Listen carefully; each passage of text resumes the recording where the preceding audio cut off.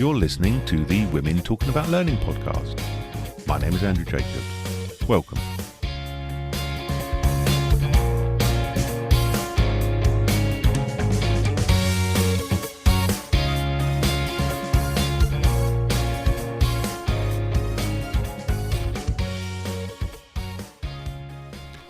Hello everyone, and welcome to this episode, the Voiceover One of the Women Talking About Learning podcast. I've never given much thought to voiceovers as part of learning. It wasn't until someone suggested I had a voice for radio, which I strongly disagree with by the way, that voiceovers became a topic on my radar. A few days later, I was then approached by one of today's guests, who asked about a voiceover episode. So, here we are. Our first guest is Pilar Orti. For many years, Pilar has run her voiceover career in parallel to all her other ventures. She ran a small theatre company for 10 years, and then became a trainer, facilitator and consultant. Her voiceover credits include the Spanish voice of the WiiFit and the GoJetters Xuli. Pilar is now looking into how in-house podcasting can help companies create a sense of community amongst their dispersed employees. Our second guest is Katelyn Dawn. As well as being a singer-songwriter who's been performing and recording her own songs since 2004, Katelyn also has a background in digital media design, including web and graphic design and film, and has been a freelance designer for years. Katelyn dived into voiceover in 2019, building her own sound booth from scratch. As always, I'm in the virtual room when these are recorded, but only Pilar was able to see any comments or questions I raised, and this makes for a really interesting vibe in the podcast. This is Women Talking About Learning. This is Pilar and Katelyn talking about voiceover. Katelyn, we have the thumbs up from Andrew. Okay. Awesome. Wonderful to meet you, Katelyn. As Andrew said earlier, I'm Pilar Orti, and I'm based in London, where I've been since 1990. How about you? Hi, Pilar. It's really nice to meet you too. My name's Katelyn, and I am based in the smack dab center of Canada. And that's where I'm at. Lovely. So early for you, I imagine, then. Yes, I'm at 11 a.m. Okay. Oh, good. So not too early, not too early. That's good. And Andrew says that you suggested voiceover as a topic. Why was that? Well, I think that, voiceover is so important with learning and development because, to have good audio quality, be able to engage your audience in an authentic way. That's so important with establishing trust with your audience. And engaging people to keep listening. So I think, if you can afford a professional voiceover actor to come in and do this, I think that that's really important, and it goes a long way in establishing your credibility with projects, just to have that professional performance. But even if it's not, I thought it would be beneficial to talk about, how important it is to have good audio quality. And, the studies show that if you are putting something out that has poor audio quality, it influences whether people believe what you're saying and if they can trust the source of that information. So I thought it was, a good topic. So are you thinking, when you're saying about learning, are you thinking more of the recorded stuff that people put out or the live experience? Yeah, so I'm thinking, e-learning, onboarding videos, all the digital technologies that we have for learning and development. I'm quite keen that people step away from the screen. Yes. So, I quite like, so when I was setting up for today and Andrew's instructions say, have your video on, and I thought, okay, well, I'll move everything to my lounge, because actually my podcasting booth, because I don't really do voiceover directly from home, but my podcasting booth, which is my bedroom and a canvas screen behind me, it's not really nice with video because I don't really have room for anything, and there is almost no light, especially at this time. So we've now got our cameras off. You're also in your booth. And I think it's really interesting now that a lot of people are doing a lot of communication online at their computers, that they remember that they don't need to always be seeing each other. So when you're able to step away from the screen and use audio as a main channel of communication, I think that's also really good for just a little bit for health as well. Mm-hmm. You mean when you're like live and chatting with people? Yes. So, for example, it's just the typical business scenario of an online Mm-hmm. meeting. So we are recording in February. Oh no, March. It's already Yeah. March. We're recording in March 2021, and many people are having all their meetings online. And there has been this, there has been this desire to see each other, but also people are getting very tired. And I find I get very Mm-hmm. tired. So for me, audio is, for me, it's an underused channel in business, actually. Mm-hmm. You were thinking that it's an underused channel in learning, or actually a channel that can be better exploited? Well, I think when you are developing an e-learning module, for instance, um, I'm sure, audio or a budget for voiceover is probably the last thing on the mind. Mm. But I think if you can start designing these things with a voiceover in mind, that can really add so much value because, when we're in the booth and you have experience with this, you're trying to be engaging with the copy. You kind of put yourself in this position where you're like, hey, who am I talking to? And why am I talking to? Why am I talking about this? And yeah, I think voiceover artists can really add something special. I don't know. What are your thoughts on this? Well, yes, it's our profession. Now, but now that you mention it, so I can think of a couple of reasons why e-learning might be a part of somebody's uh, library of resources. So I think, again, that e-learning, as well as, like books or handouts were part of our tool. I think that what the e-learning can do also is it can make it accessible to people in other languages. So of course, I'm thinking about large organizations that have people in different spaces. So now that I hope I have the ear of some of the people who work around this, there needs to be a lot of thought that goes into it, because you were saying that we've done some of this. I've done a lot of translation where the main language is English, and I've come in to voice the Spanish. And there has been little thought about how the packaging might then go into another language. So the fact that a lot of these things that we're creating for our global employees are going to then be translated into other languages, can we make our sentences shorter so that the languages that take longer have more space? Because I have ended up in some e-learning jobs where, like you say, you want to pace it, you want people to understand the concept, you don't want someone falling asleep, but also you don't want them to be left behind. And I've had to rush through the thing because there was no room, and there was no room maybe later to even stretch the video a bit. So it's, a lot of the time it's so much thinking needs to go into that. And the fact that when we write down instructions, or when we are writing down a module to be read, to be read by the learner, when we are moving that to a script which is needing to be voiced, we need to tweak it because we don't want to be reading a manual.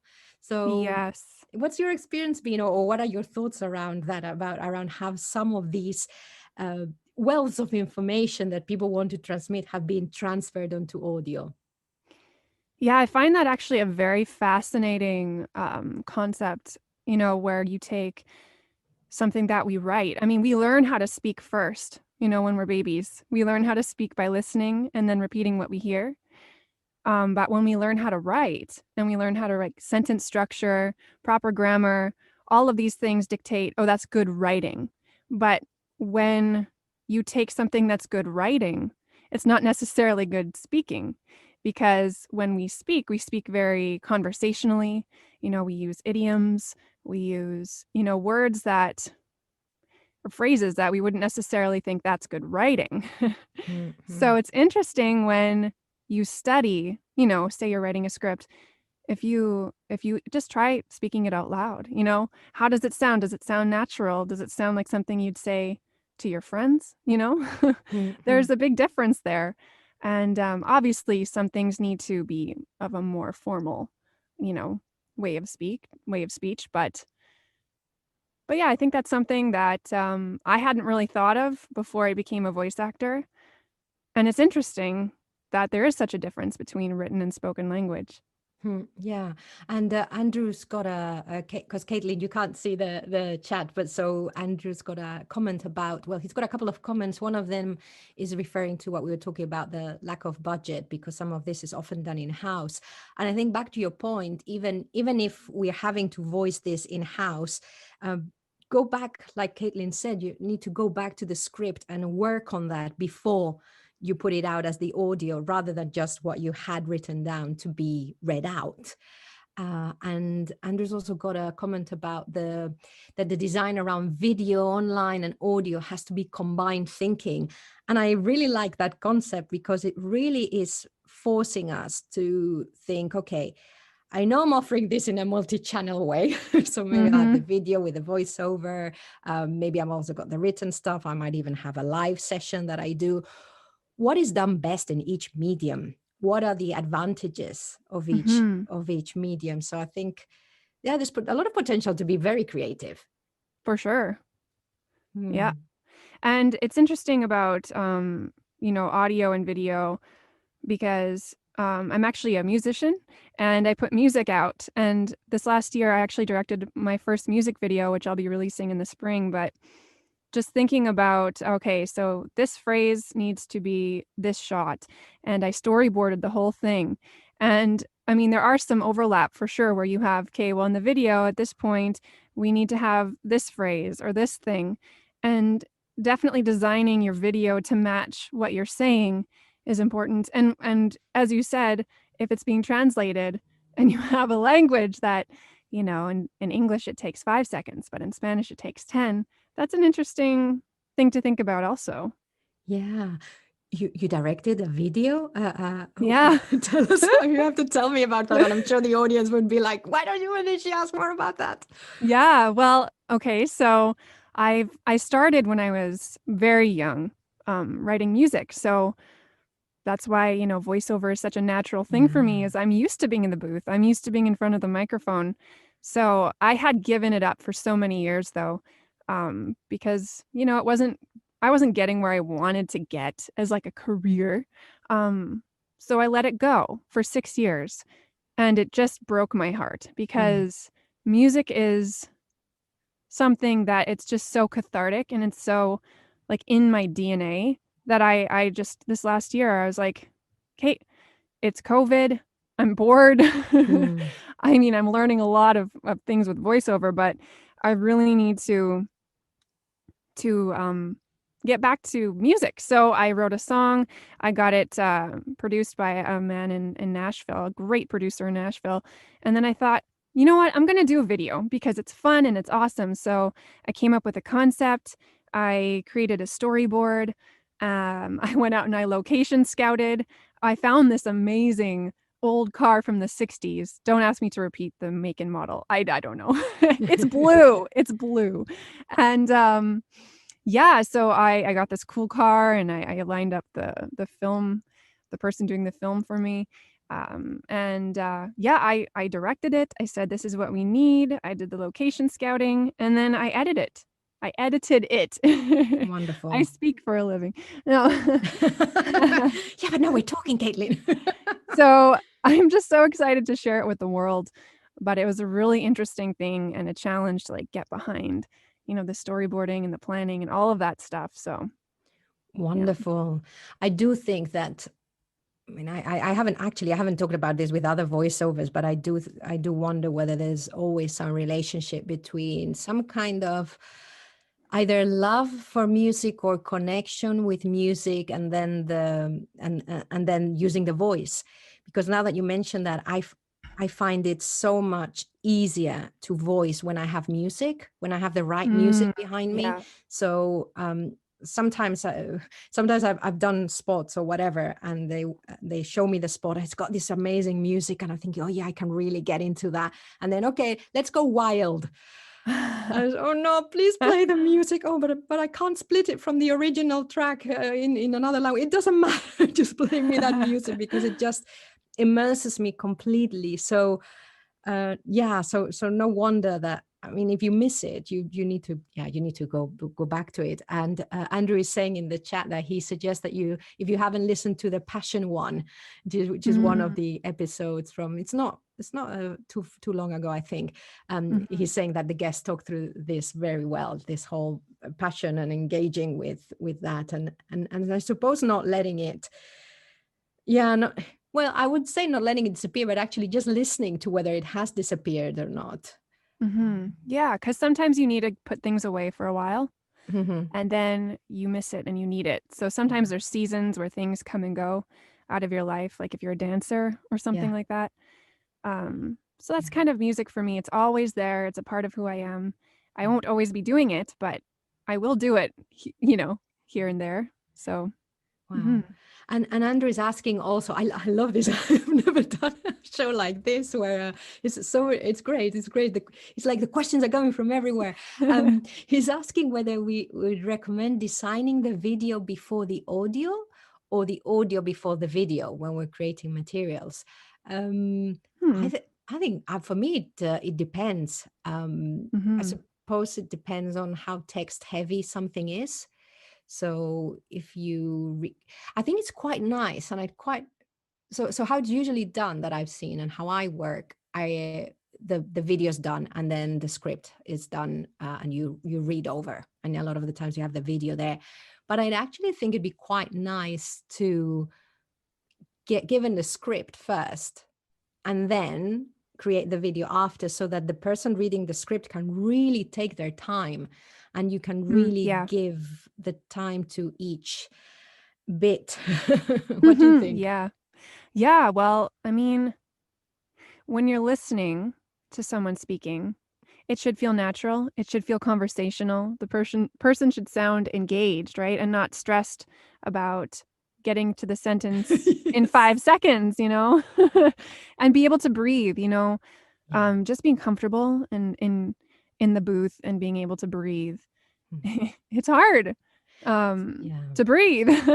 So yeah, I agree. I think if you're gonna do the video alongside the script too, like having these both of these things in mind, I don't know. But I agree, we need the space to be able to communicate effectively. So however you need to do that. However you need to do that, but remember that there's a person that needs to voice this and sound human. And that the listener needs to enjoy not just the amazing visuals, but also the sound that's coming through. And also, especially if you want them to be immersed in the topic, it's to give us the time to breathe through. I think breathing is, again, so important and so underrated and forgotten about. Well, it's one of the hardest things when you start to do voiceover, where am I going to breathe? You're focusing so much on being this character and informing these people and caring about the people that you're talking to. It's so much going on in your brain, and you're like, where do I breathe? So you said that is interesting when you started. How did you get started in voiceover? It's not something that many people go into by design, but what was it? What's your story, Katelyn? And then I want to hear your story. I'm very curious. Well, like I said, I started in music, and I've released a couple albums and stuff like that. And I was just at a point in my life where I wasn't happy with my career. I was running an e-commerce website, and I just wanted to be challenged and take on something new. So I built a recording studio, and I thought, you know what, I'm going to give voiceover a try. So being the musician I am, I was like, hey, audio quality is the number one most important. So I built my booth, and then I started coaching through Edge Studio. They have a wonderful program there. And it just started from there. And I became a member of World Voices and, started meeting other people in the community And my goodness, the voiceover community is just full of so many wonderful people. Like everybody wants everyone else to succeed, and there are so many cheerleaders. It's really amazing. So that's how I got started. And there's some online casting sites. There are direct marketing. There's agents. There's so many ways to get work. So I'm really excited about delving into all of the ways to market myself. And yeah, and I think e-learning is a very interesting niche of voiceover because you really actually get to help somebody um, learn something new. And I think it really applies to people's lives in a very unique way. So I like it. I love doing e-learning jobs because so I also work as a trainer type of person, and so anything that's about like organizational behavior or anything, I'm really listening as I'm trying to listen to myself as I talk through it. Although to be honest, a lot of the time I start reading out and I have no idea what I've just said. But so it is from that point of view. I do like that. It also allows me to hear the language that is being spoken in organizations. And sometimes when you do e-learning, that is not about any of that, but about, I don't know, some more technical stuff. It's also really interesting. Sometimes you do learn also through the work. Yeah. Oh yeah, I never thought of that. Oh, and someone has to think about that. so yeah. That's amazing. So I think we've started at different times and at different times at which the industry is at. So that's a terrible way of putting it. But so I started voicing. I think my first job as a voiceover was in '98. So the internet was a bit like, oh yeah, some people have websites. Yeah, we all have email now. But having a home studio was something you wouldn't think of then, Right. let alone being able to edit. You would probably have to spend thousands of pounds on editing software and on the computer. So I trained as an actress, and I actually replied to an advert in The Stage, which is the newspaper for the acting profession and theater profession here. And it was an advert for foreign artists. I replied, and it took about a year to get my first job. And so I'm very traditional, old school voiceover person that goes into a studio. That's so interesting. Yeah. Yeah, completely different. So I went into the studio. I did my first job was for Cartoon Network when they were based in London. When they were doing the Spanish feed from London. And then I just learned. So I'd done classical acting. That's my main thing. I was really into physical theater, but I just love sight reading. And for me, just being paid to read stuff was like, hey, you get paid for this. So yeah, that's how I started. I did think at one point, so a few years ago, when I saw, yes, a lot of people are starting to build their home studios, and a lot of the work actually for foreign voiceovers was able to go abroad and get really local talent.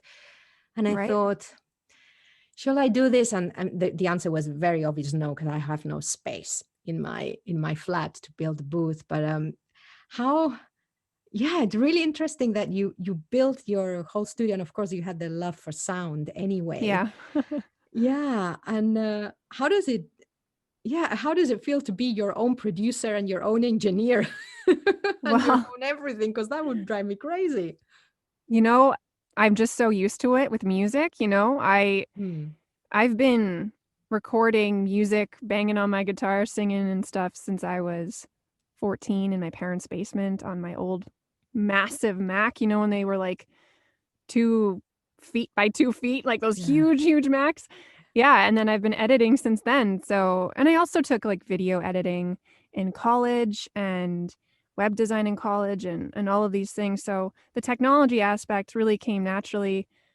I use a software that I use for doing music. So it all was very natural. And, building a booth, I built it with my own 2 hands. It's pretty awesome. I'm pretty proud of that because I'm not the hammer and nail kind of gal. So that was a lot of fun. Yeah. That's amazing. I would love that. I would love to have my little booth. Yes, and also to build it. You go in and you're going into your own space. You see so Yeah. much of you. That's really warm. So, Yeah. well, I was going to ask you, so you've had this amazing career that spans so many decades, that you've done so many things. You started in theater, and then you were doing voiceover, and then I'm curious, what made you want to jump into the learning and development industry? Well, it actually came from the theater stuff, because I started, so I trained, then I ran a theater company, and through that theater company, I was teaching theater as well. So I became a all-rounded theater practitioner. So Mm. another do-it-yourself person here, and I learned how to teach, and I love teaching acting, and I used to teach physical theater, and at one point I went to a conference because I was also running the company. I went to lots of conferences about the business aspect, and Toby from Trestle Theatre Company, he doesn't run it anymore. He spoke about how they had gone into corporate training using pretty much key acting skills and teaching those in the corporate environment. And I thought, is there money in that? And I started to look into it, and it just fascinated me. I've always liked running stuff. I've always liked to gather people around me to do stuff. So dissecting leadership practice and collaboration practices was really interesting, because it's stuff that came naturally. And in doing that, I started to see all the different ways in which I could use what I had learned, not about acting, but about ensemble building. So when we were working in theater, my thing was to get a group of people who continuously learned from each other. I used to create days, like workshop days, where we just met once every 3 months to do stuff together, to teach each other things, etc. I was very conscious when we went into schools, for example, that a seasoned theater workshop leader would be accompanied by someone who was learning. So learning has always been part of how I like to live as well, and enabling learning for others. And so I looked into that, and eventually I did do some leadership training stuff. I did some team away days. And then I met my husband in Holland, and I'm in London.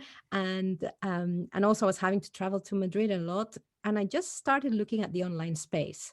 And I saw that there was a gap in that lots of people were going to start to manage and work with people across the globe, or again, working from home, everything. And there was a gap because HR and most trainers are very much a people person, having to feel the person next to you. And I thought it's going to take a while until people go into the technology space to really train and really look at how things are done there and do stuff through technology. So that's why I went there. But then I discovered podcasting also.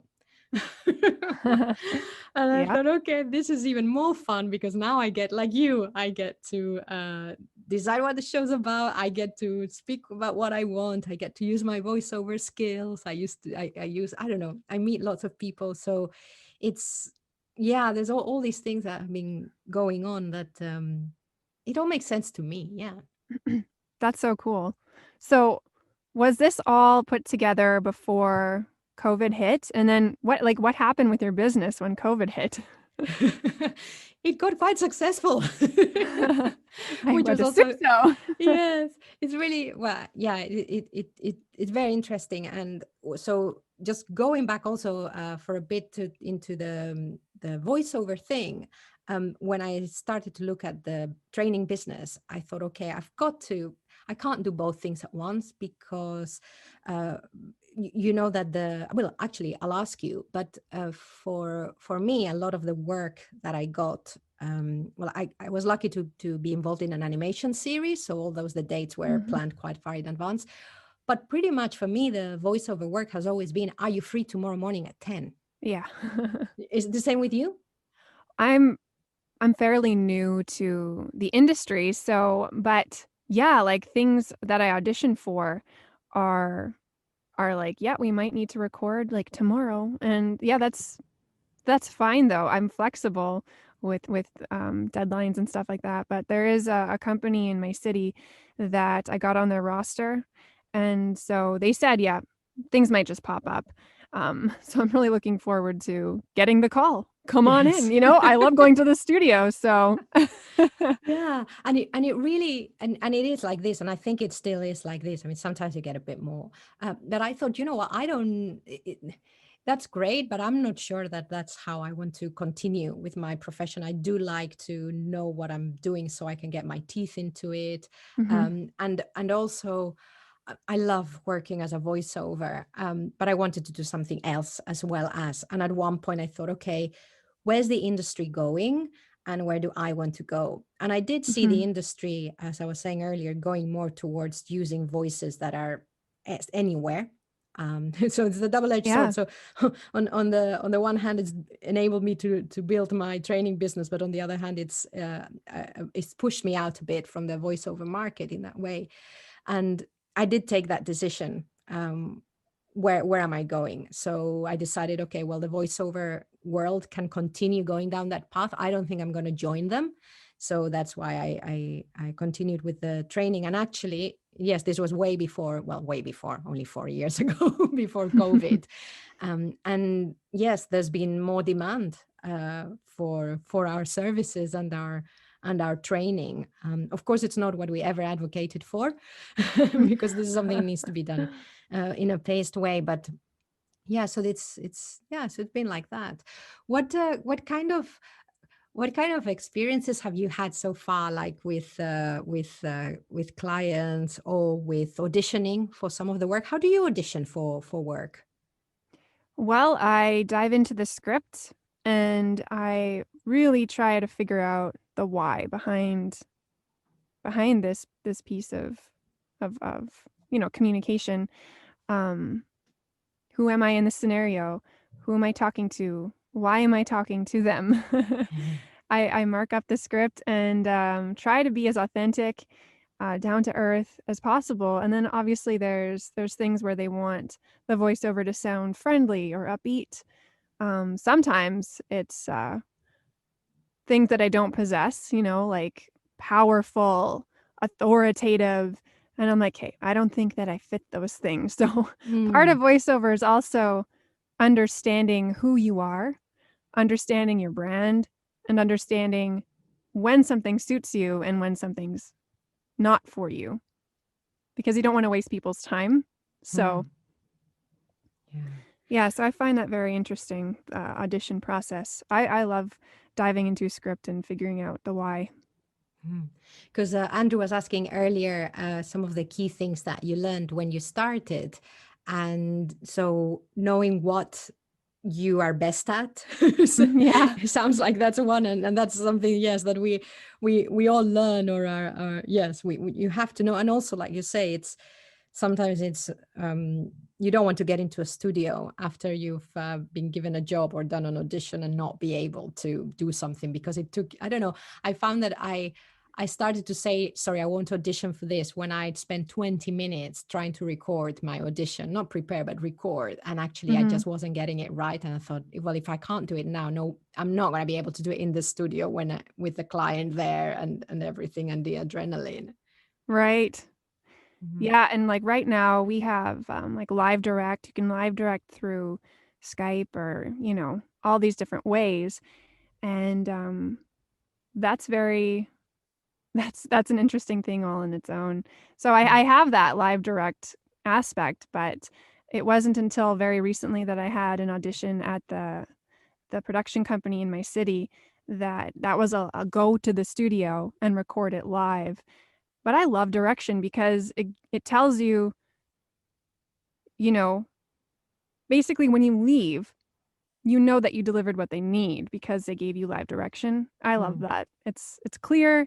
It's, if the person giving you direction is giving you clear direction and stuff. Yes, yes.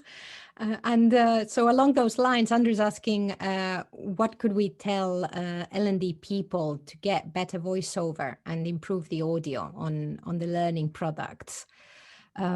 What could we tell them, Katelyn? Okay. Well, Yeah, I think it goes back to good audio really does go far with the credibility of what you're selling or what you're telling people, and you want people to trust what you're saying, trust the source of the information, think it's good information. And when you listen to a video for example, that has horrible audio, you're just, I don't know, Hmm. studies show, you know, Hmm. people don't trust it necessarily, or there's an issue with credibility. So whether you hire a voice actor, which obviously I think you should do, but if you are not in a position to be able to do that, invest in a decent microphone. You can get a decent microphone these days, like a Rode NT1. I think they're like $300. And jump in your closet, set up a couple mattresses in a corner, you know, basically insulate your space so it's not echoey and stuff like that. And so at least that takes care of the audio quality.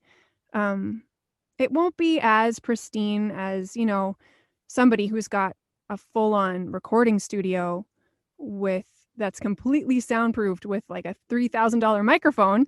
But I think if you're doing it the DIY route, there's lots of resources on YouTube about how to get good audio that you can check out. I don't know. Those are my suggestions. Yeah. So following on from what you're saying, if you're doing it yourself, I think if, if you put music under your voice, it will make up for some slightly less good audio quality, I think, sometimes. But then you need to know how to mix it. So I think that it's worth looking, if your budget is limited and you can't work with a voiceover, to see whether actually working with a sound engineer Yeah. is a better investment, as in you do your voice, remembering though that if your setup is not decent, the engineer is not going to be able to do much with the audio quality. But if your setup is okay, if you have a quiet room, if you have even a Yeti microphone, which is what I'm using right now, although it's not what I use for any voiceover work, and I've upgraded for my podcasting, but it's good enough. So if you can get some kind of very quiet space, I don't know, not necessarily go under your duvet like some voiceovers. And actually I did this in the summer. I was away in Spain, and we have a flat, which is, it's a flat in Valencia, in Alicante, in the province of Alicante. So tiled floors, big rooms. Oh, It's yeah. designed, it's so echoey. And there was one line, a client wanted me to do a job for one line but it was for a scanning machine, the beep. Oh, yeah. Please insert your payment method kind of thing. So it was one line. So I thought, I can do this. I did have the good microphone there. And I just went on the bed. So there was the mattress around me. And then I put the whole duvet. And this is like probably 40 degrees outside. Oh, boy. You do what you got to do, man. You do what you got to do. But I've heard voices do this, or getting in their cupboards, and stuff like that. So maybe you don't want to do that for your whole script, but that kind of, how can you make the space that you are recording in as cozy and as full of soft furnishings as possible? That might help. And then see whether actually investing in someone who can stitch some music or something, just to lift it a little bit, so it doesn't feel like it's just the person. And then just going back to working with a voiceover, I would say, again, it's part of the preparation before you get into the studio with the voice is really important. So things I found helpful are, well, one, that the script has been checked and triple checked, and if possible, been checked for readability, as in just what Katelyn was saying earlier, to make sure that it's something that's easy to read out loud and that sounds human. And any, if for some people, if you want to give them any strange words or brands, if you want to give them the pronunciation in advance, that's also useful. So there's a lot of prep, because then once you're in the studio, sometimes it's just a technical exercise. You've got to make sure that the speech is clear, that it matches the picture, that everything fits within the time frame. And sometimes I find that sometimes that's all the art I can give, is just make sure that technically it's sound, just because of time limits, scripts, whatever. So Anything else that's come to mind as I was talking Yeah. about it? Well, yeah, as far as, setting your voiceover actor up for success, like what you said, making sure that that the script is good for speaking out loud, but also formatting your script in a way that's easy to read. So, pick a good font that's legible. Keep everything left aligned. Double space, with the space between the lines. Keep that nice and wide. And if you're giving your script to the voice actor, make sure that it's editable, because voice actors, we like to format it in our own way. So maybe we put phrases on separate lines. Now, this might not be possible if it's a 5,000 word script or 10,000 words or whatever for the voice actor to prep all that stuff, but just give us something that we can edit, because we might want to put little notes in, and we might want to be paperless. So formatting your script for legibility as well is important. And if you're live directing or giving any direction, that's to be clear with your direction. This is what we want. This is what we don't want. Here's who you're talking to. All of that stuff helps. Yeah. Excellent. Well, I can't edit anymore. And anyway, we have to wrap up. Okay. I think we could talk forever. We haven't even talked about podcasting or using audio only within L&D, which I think is a whole other conversation, and one that I think should be had in all departments, is where is the possibility of not just good audio when we're doing your classic e-learning that involves video, etc., but also how about the audio only? How about the in-house podcasting that I'm falling so much in love with? So and why would we use that instead of something else? So, Katelyn, I'm not sure how to wrap up. I would wrap up with one question for you. Oh, so because this is women talking about learning, is there anything that you think women specifically bring to voicing learning and development material that's, I don't know, that's just a strength that we women innately have?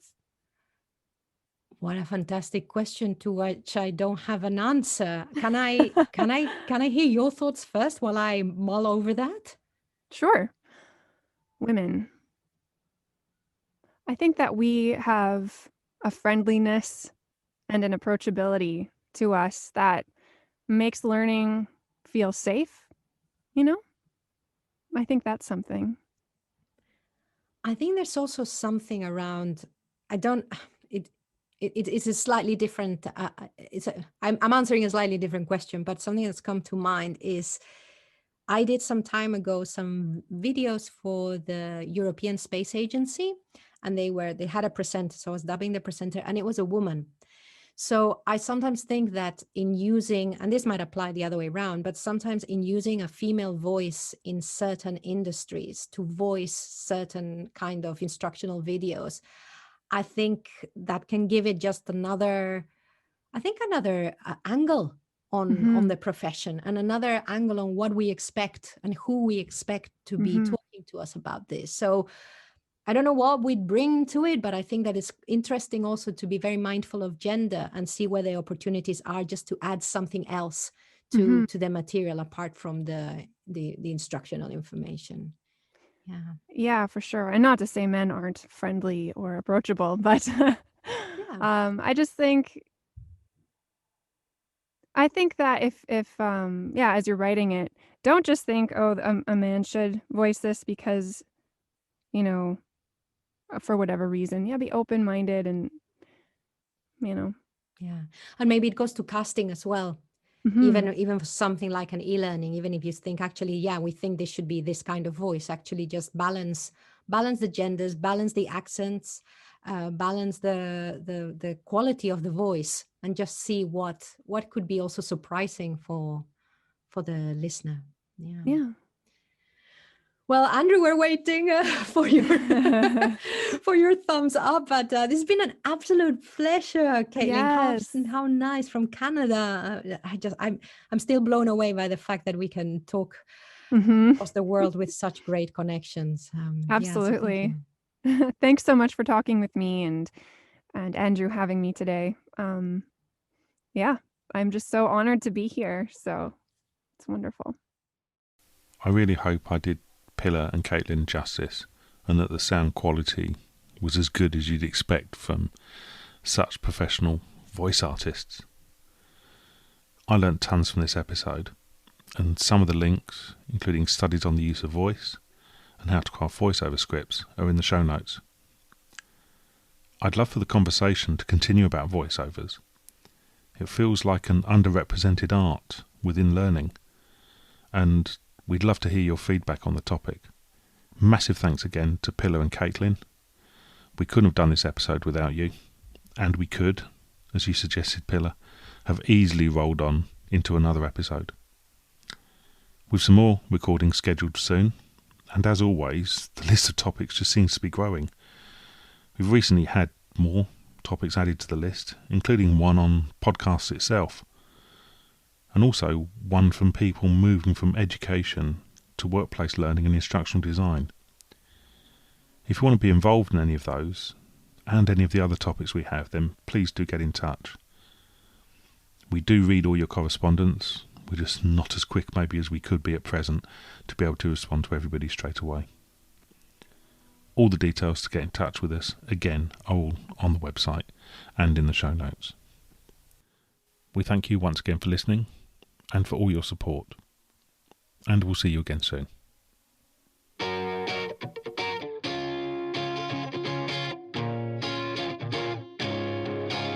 You have been listening to the Women Talking About Learning podcast. Women Talking About Learning is available on all podcast platforms, including Apple and Google Podcasts. You'll also find us on Spotify, Amazon Music, and other music streaming services. Make sure to like and subscribe. It helps more people find us. You can find out more about Women Talking About Learning via our website, womentalkingaboutlearning.com. Make sure you tune in next time for more women talking about learning, for more of the signal and none of the noise.